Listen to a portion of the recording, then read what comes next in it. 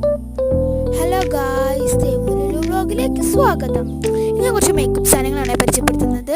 മീഷോന്നാണ് മേടിച്ചത്, ഡാൻസിനാണ് മേടിച്ചത്.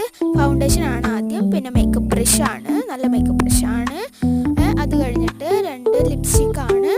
ബ്രൗണും റെഡും ഷെയ്ഡിലാണ് ലിപ്സ്റ്റിക്ക് വരുന്നത്.